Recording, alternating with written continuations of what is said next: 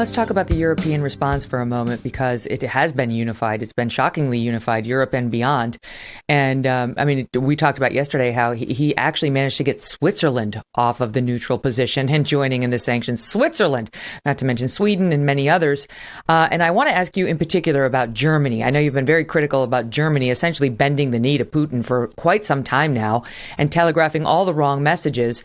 And I wonder if what you've seen from Germany yesterday, now pledging to spend 2% of its budget on its military, canceling permanently the Nord Stream 2 pipeline from Russia, which is a very big deal, and stepping in and sending arms to Ukraine. What do you think is going on there? But before you answer that, can I just show you this moment? This is out of the UN Human Rights Council. As Russian Foreign Minister Sergei Lavrov spoke, it's video, and he spoke, and there was a walkout. There was a mass walkout just when he got up, via video link, and spoke, from all these countries' representatives who would not even hear it. So spend a minute on the what appears to be a very unified, certainly Europe and beyond, world, perhaps. China, questionable. Obviously, places like Belarus, not so much. And their response, and Germany in particular. Yeah, it's a very important moment because it shows solidarity, and isolation, political isolation, is a very important element of fighting Putin back.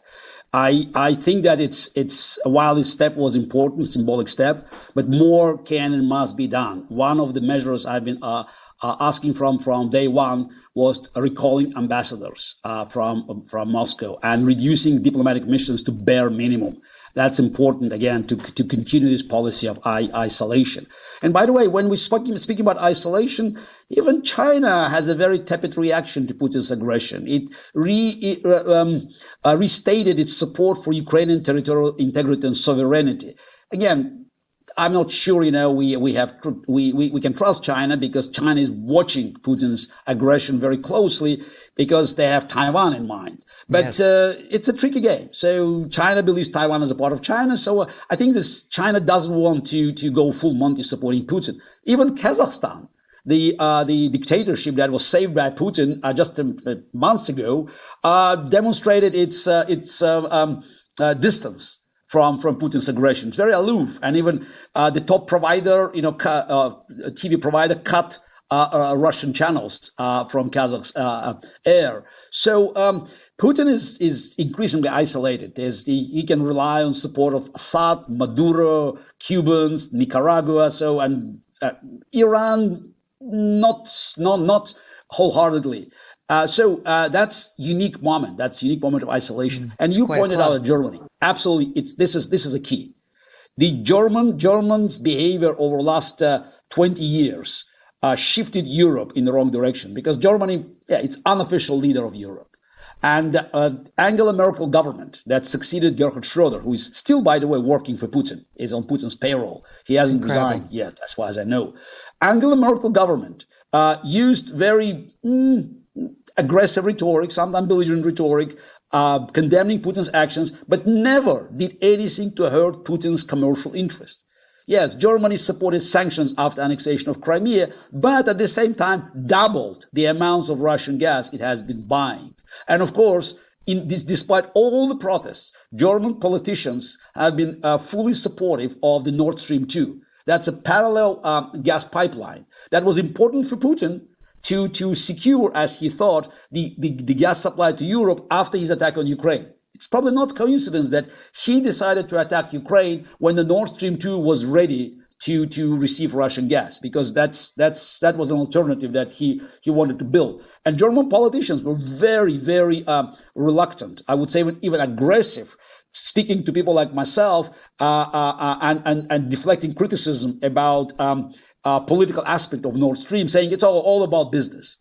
And even on the next day of Putin's attack on Ukraine, Germany still refused to sell weapons to Ukraine and tried to mediate. But what we saw, public opinion has changed. And that's what means, that means democracy is working. All of a sudden, people that were not ready to rally behind Ukraine, they recognized that it's something that we can no longer tolerate. And German government immediately shifted. And I have to give credit to German Chancellor Olaf Scholz. He's looked like a bureaucrat, the gray suit, somebody who was missing the charisma of Angela Merkel or Gerhard Schroeder or Helmut Kohl. But he acted decisively, and he changed not just German policy in the last 20 years. We can say that he shifted German policy that goes all the way back to 1969, so-called Ostpolitik, started by Social Democratic Chancellor Willy Brandt, and it immediately changed the European position.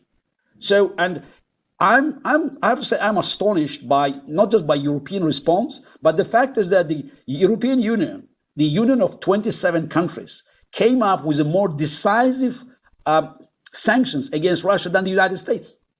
Mm-hmm. We have been hearing it for so long that America prepared the package, devastating sanctions.